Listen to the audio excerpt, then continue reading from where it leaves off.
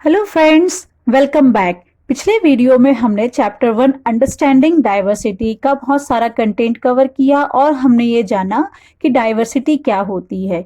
साथ ही हमने समीर की बहुत इंटरेस्टिंग स्टोरी पढ़ी थी और उसमें हमें ये पता चला था कि डाइवर्सिटी और इनइक्वालिटी में क्या अंतर होता है। तो आज के वीडियो में हम इस चैप्टर का बचा हुआ कंटेंट पूरा करेंगे और इसमें हम जानेंगे कि इंडिया में डाइवर्सिटी क्या है, कैसी है और उसका डेमोक्रेसी में क्या स्थान है। तो चलिए वीडियो शुरू करते हैं। वीडियो को शुरू करने से पहले अगर आपने इस चैनल को सब्सक्राइब नहीं किया है या आप इस चैनल पर नए हैं तो पहले आप इसे सब्सक्राइब कर लें, बेल आइकॉन को जरूर दबा दें और अगर आपको वीडियो पसंद आए तो इसे लाइक एंड शेयर जरूर करें। तो चलिए शुरू करते हैं chapter 1 understanding diversity part 2।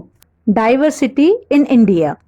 India is a country of many diversities. We speak different languages, have various types of food, celebrate different festivals, practice different religions. But actually, if you think about it, we do many things that are similar, except that we do them in different ways. Bharat में विविधता। भारत विविधताओं का देश है। हम विभिन्न भाषाएं बोलते हैं, विभिन्न प्रकार का खाना खाते हैं, अलग अलग त्योहार मनाते हैं और भिन्न भिन्न धर्मों का पालन करते हैं। लेकिन गहराई से सोचे तो वास्तव में हम एक ही तरह की चीजें करते हैं, केवल हमारे करने के तरीके अलग अलग हैं। How do we explain diversity? A little more than 200 years ago, or long before the train, aeroplane, bus, or car became a part of our lives, people traveled from one part of the world to another in ships, on horses, on camels, or on foot. इस विविधता को हम कैसे समझे? तो करीब 200 वर्ष पहले जब रेल, हवाई जहाज, बस और कार हमारे जीवन का हिस्सा नहीं थे, तब भी लोग संसार के एक भाग से दूसरे भाग की यात्रा करते थे। वे पानी के जहाज में, घोड़ों या ऊंट पर बैठकर जाते थे या फिर पैदल चलकर भी जाते थे। Often they went in search of new lands or new places to settle in or for people to trade with. And because it took so long to travel, once they got to a place, people stayed there, often for a long time. Many others left their homes because there were famines and drought, and they could not get enough to eat. Some went in search of work, while others left because there was a war. अक्सर ये यात्राएं खेती और बसने के लिए नई जमीन की तलाश में या फिर व्यापार के लिए की जाती थी। चूंकि यात्रा में बहुत समय लगता था, इसलिए लोग नई जगह पर अक्सर काफी लंबे समय तक ठहर जाते थे। इसके अलावा सूखे और अकाल के कारण भी कई लोग जो हैं अपना घर बार छोड़ देते थे। उन्हें जब पेट भर का खाना तक नहीं मिलता था तो वे नई जगह पर जाकर बस जाते थे। अब कुछ लोग काम की तलाश में और कुछ लोग युद्ध के कारण भी अपना घर छोड़ देते थे। Sometimes as they begin to make their homes in new places, people begin to change a little, and at other times they manage to do things in the old ways. So their languages, food, music, religions became a mix of the old and the new. And out of this intermixing of cultures came something new and different. लोग जब नई जगह में बसना शुरू करते थे तो उनके रहन सहन में थोड़ा बदलाव आ जाता था। कुछ चीजें वे नई जगह की अपना लेते थे और कुछ चीजों में वे पुराने ढर्रे पर ही चलते रहते थे। इस तरह उनकी भाषा, भोजन, संगीत, धर्म आदि में नए और पुराने का मिश्रण होता रहता था। उनकी संस्कृति और नई जगह की संस्कृति में आदान प्रदान होता और धीरे धीरे एक मिश्रित यानी मिक्स्ड या फिर मिली जुली संस्कृति उभरती थी। The history of many places shows us how many different cultural influences have helped to shape life and culture there. Thus, religions became very diverse because of their unique histories. यदि हम अलग-अलग क्षेत्रों का इतिहास देखें तो हमें पता चलेगा कि किस तरह विभिन्न सांस्कृतिक प्रभावों ने वहां के जीवन और संस्कृति को आकार देने में योगदान किया है। इस तरह से कई क्षेत्र अपने विशिष्ट इतिहास के कारण विविधता संपन्न हो जाते थे। यानी कि वहां के एरियाज में धर्म के मामले में यानी धर्म के क्षेत्र में बहुत ज्यादा डाइवर्सिटी पाई जाती है।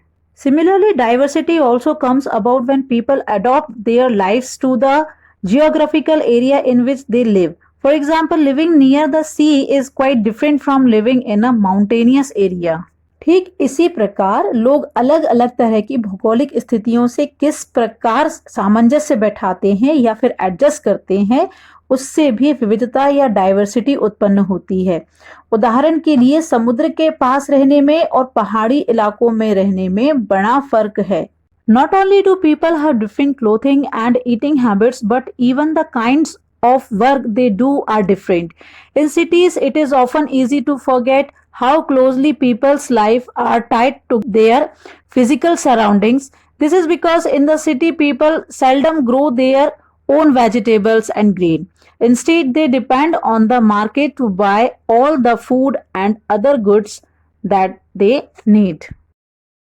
न केवल वहां के लोगों के कपड़ों और खान पान की आदतों में फर्क होगा, बल्कि जिस तरह का काम वे करेंगे वे भी अलग होंगे।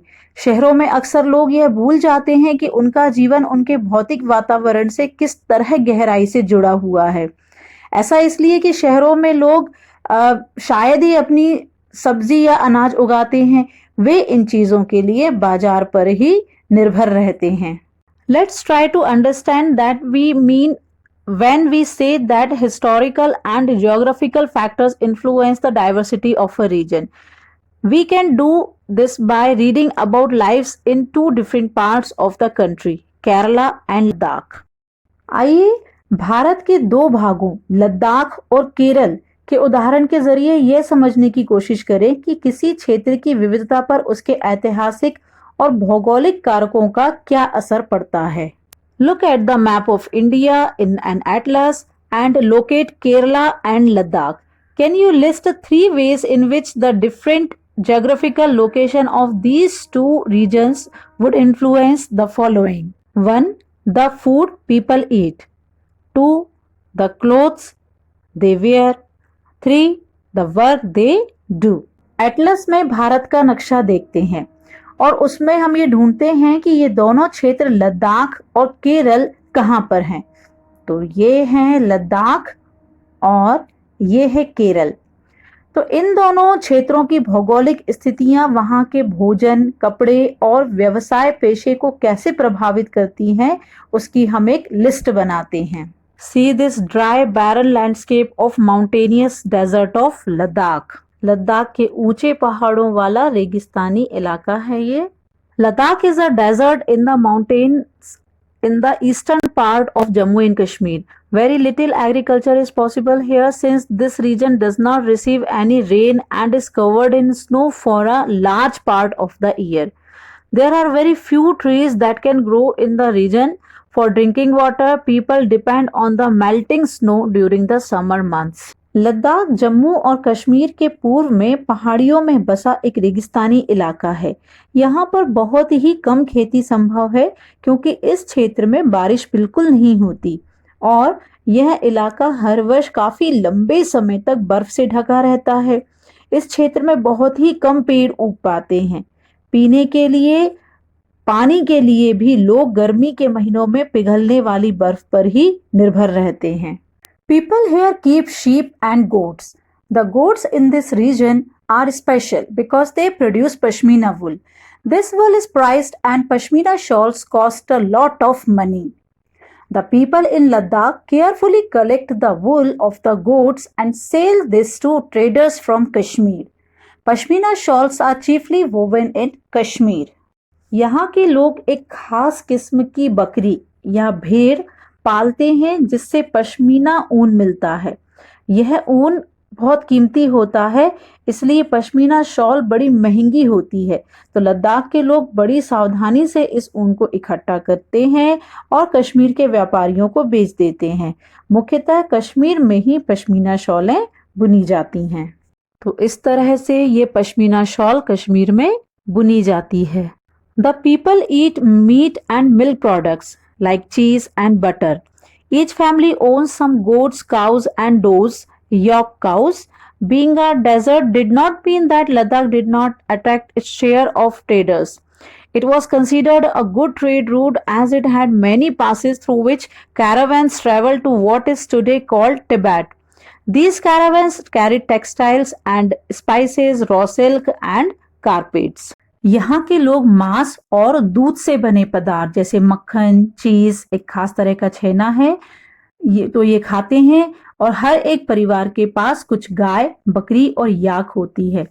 रेगिस्तान होने का यह मतलब नहीं है कि व्यापारी यहाँ आने के लिए आकर्षित नहीं हुए, बल्कि लद्दाख तो व्यापार के लिए एक अच्छा रास्ता माना गया, क्योंकि यहाँ कई घाटियां हैं जिनसे गुजरकर मध्य एशिया के काफिले उस इलाके में पहुंचे थे जिसे आज तिब्बत कहते हैं। तो ये काफिले अपने साथ मसाले, कच्चा रेशम, दरियां आदि लेकर चलते थे। Buddhism reached Tibet via Ladakh. Ladakh is also called Little Tibet. Islam was introduced in this region more than 400 years ago, and there is a significant Muslim population here. Ladakh has a very rich oral tradition of songs and poems. Local versions of the Tibetan national epic, the Kesar Saga, are performed and sung by both Muslims and Buddhists. Ladakh के रास्ते ही बौद्ध धर्म तिब्बत पहुंचा। लद्दाख को छोटा तिब्बत भी कहते हैं। करीब 400 साल पहले यहाँ पर लोगों का इस्लाम धर्म से परिचय हुआ और अब यहाँ अच्छी खासी संख्या में मुसलमान रहते हैं। लद्दाख में गानों और कविताओं का बहुत ही समृद्ध मौखिक संग्रह है। तिब्बत का ग्रंथ केसर सैगा लद्दाख में काफी प्रचलित है। उसके स्थानीय रूप को मुसलमान और बौद्ध दोनों ही लोग गाते हैं और उस पर नाटक खेलते हैं। Kerala. Kerala is a state in the southwest corner of India. It is surrounded by the sea on one side and hills on the other. A number of spices like pepper, cloves, and cardamoms are grown on the hills. It is spices that made this region an attractive place for traders. Jewish and Arab traders were the first to come here. The apostle of Christ, Saint Thomas, is believed to have come here nearly 2000 years ago, and he is credited with bringing Christianity to India. Kerala Bharat के दक्षिण पश्चिमी कोने में बसा हुआ राज्य है। यह एक तरफ समुद्र से घिरा हुआ है और दूसरी तरफ पहाड़ियों से। इन पहाड़ियों पर विविध प्रकार के मसाले जैसे काली मिर्च, लौंग, इलायची आदि उगाए जाते हैं। इन मसालों के कारण ही यह क्षेत्र व्यापारियों के लिए एक बहुत ही आकर्षक क्षेत्र बना। सबसे पहले अरबों एवं यहूदी व्यापारी केरल आए। ऐसा माना जाता है कि ईसा मसीह के धर्मदूत सेंट थॉमस लगभग 2000 साल पहले यहाँ आए और भारत में ईसाई धर्म लाने का श्रेय उन्हीं को जाता है। Many Arab traders also came and settled down here. Ibn Battuta, who traveled here a little less than 700 years ago, wrote a travelogue in which he describes the lives of Muslims and says that they were a highly respected community. The Portuguese discovered the sea route to India from Europe when Vasco da Gama landed with his ship here. अरब से कई व्यापारी यहाँ आकर बस गए। Ibn Battuta ने जो करीब 700 साल पहले यहाँ आया, उसने अपने यात्रा वृतांत में मुसलमानों के जीवन का विवरण देते हुए लिखा है कि मुसलमान समुदाय की यहाँ पर बड़ी इज्जत थी और वास्को डी गामा पानी के जहाज से यहाँ पहुंचे तो पुर्तगालियों ने यूरोप से भारत तक का समुद्री रास्ता जाना। Because all of these various historical influences, people in Kerala practice different religions such as Judaism, Islam, Christianity, Hinduism and Buddhism. इन सभी ऐतिहासिक प्रभावों के कारण केरल के लोग विभिन्न धर्मों का पालन करते हैं, जिसमें यहूदी, इस्लाम, ईसाई, हिंदू एवं बौद्ध धर्म शामिल हैं। The fishing nets used here look exactly like the Chinese fishing nets and are called cheenawala. Even the utensil used for frying is called the cheena chati, and it is believed that the word cheen could have come from China. The fertile land and climate are suited to growing rice, and a majority of people here eat rice, fish and vegetables. चीन के व्यापारी भी केरल आए थे।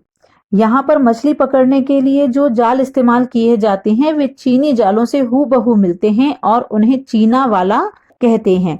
और तलने के लिए लोग जो बर्तन इस्तेमाल करते हैं उसे चीना चाटी कहते हैं। इसमें चीन शब्द इस बात की ओर इशारा करता है कि उसकी उत्पत्ति कहाँ हुई होगी।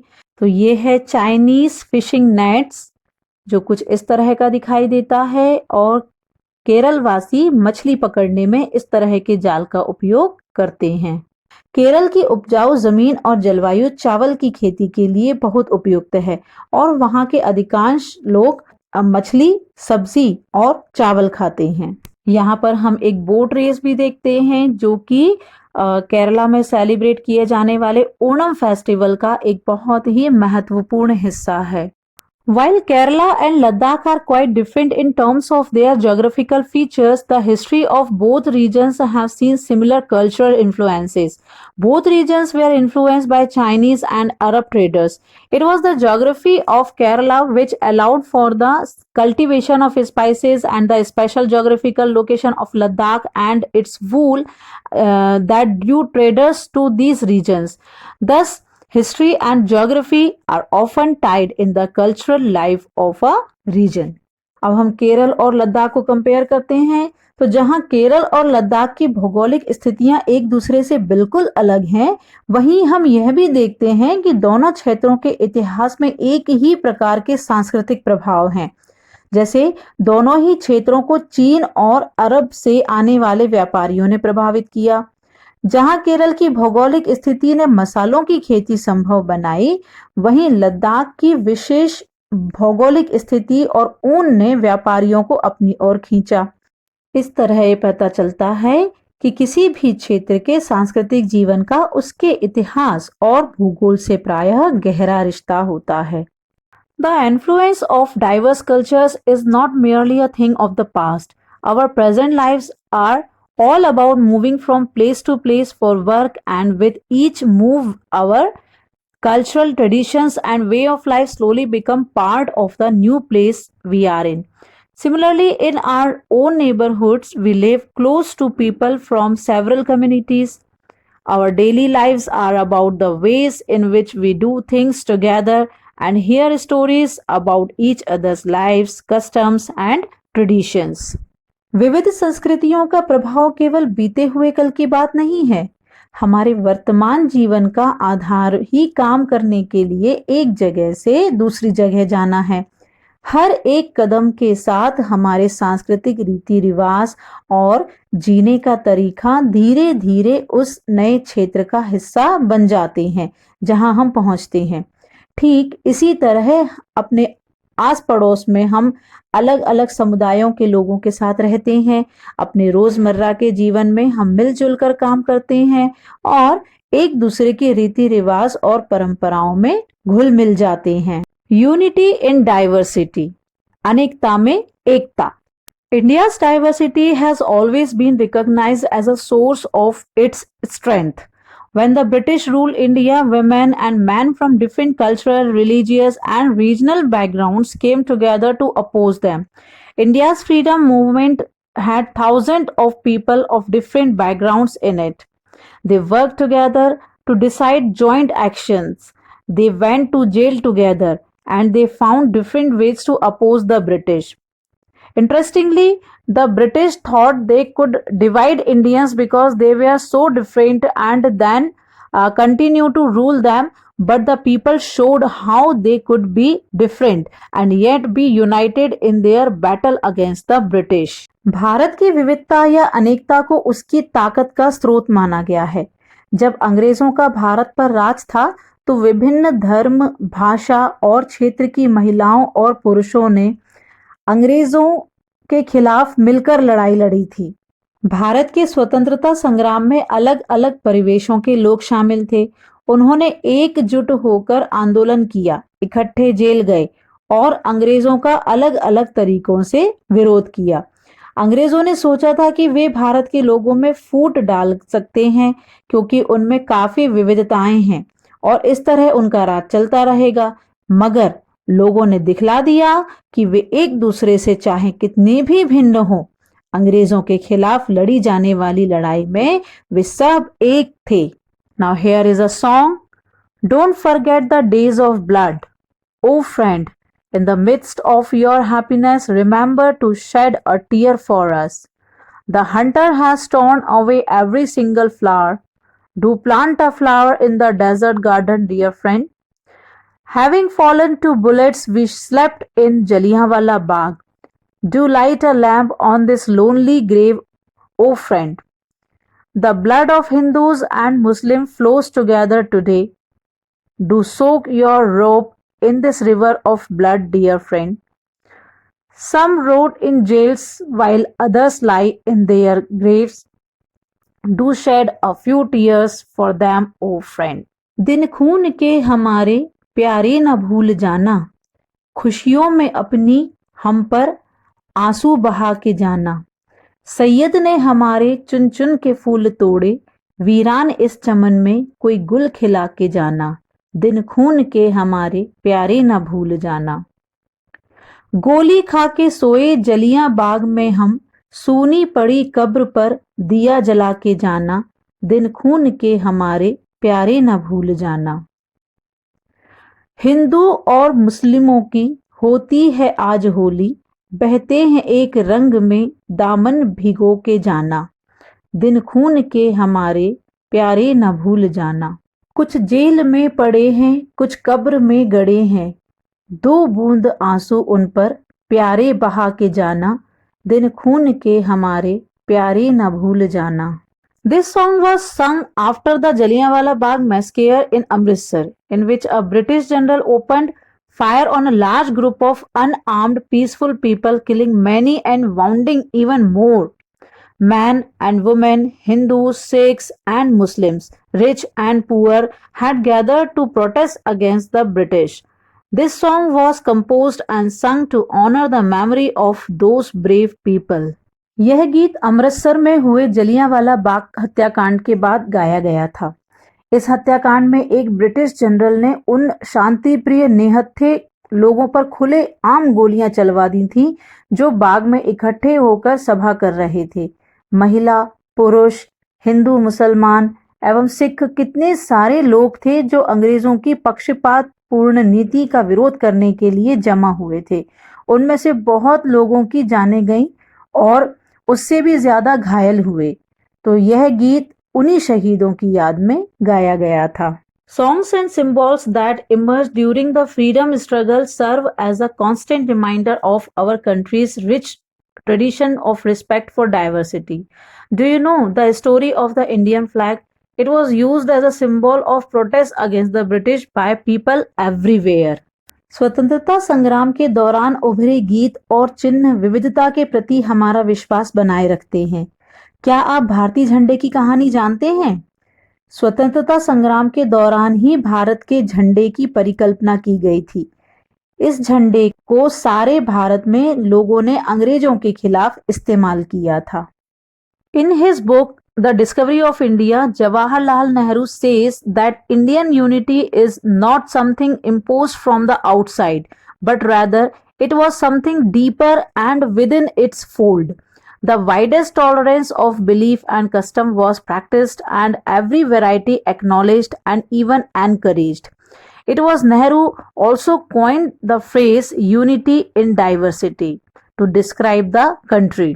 जवाहरलाल नेहरू ने अपनी किताब भारत की खोज में लिखा था कि भारतीय एकता कोई बाहर से थोपी हुई चीज नहीं है, बल्कि यह बहुत ही गहरी है, जिसके अंदर अलग अलग तरह के विश्वास और प्रथाओं को स्वीकार करने की भावना है।